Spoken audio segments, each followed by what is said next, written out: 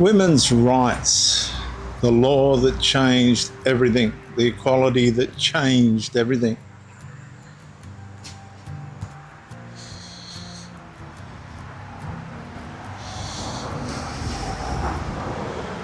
When the next generation inherited the consequences, most laws affect the people who vote for them. Some laws outlive the parliament that passed them. This law, this integration of ideology into biology, is most certainly one of them. By the time a new generation entered school, joined a sporting club, or visited a public hospital, or competed in a women's competition, the legal framework already existed. They did not witness a change, they inherited it.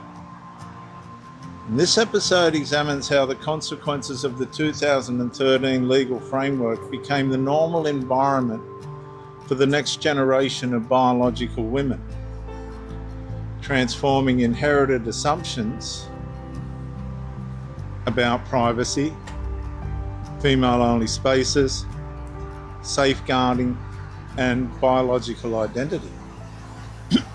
Viewers, the greatest consequence of enduring legislation is not immediate, it's generational. Young girls entering school did not experience the transition, they experienced the outcome.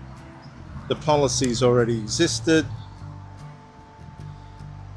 the institutional language had already been established, the guidance had already been written, the boundaries had already been redefined. And for many biological women, this created a profound question. How do you explain a boundary that your daughter never knew existed? How do you defend a protection that now requires explanation? How do you preserve something that previous generations simply assumed? The debate therefore moved beyond courtrooms and legislation. It entered families.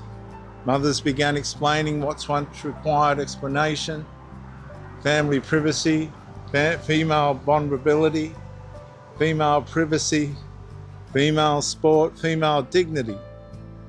Not because the ideas had disappeared, but because they had no longer universally understood in the same way. They're just not understood the same way anymore. They were changed by law. The greatest inheritance was not the law itself. It was a generation growing up inside its consequences. Some accepted the new reality, others questioned it, but many biological women believed the responsibility now rested with them. Not merely to remember what had changed, but to explain why female boundaries had existed in the first place. And viewers, the deepest consequence of men being allowed to go in female spaces, for whatever reason, the deepest consequence of an established legal framework is not what it changes today. It's what the next generation accepts as normal. And it's not. It is absolutely not normal.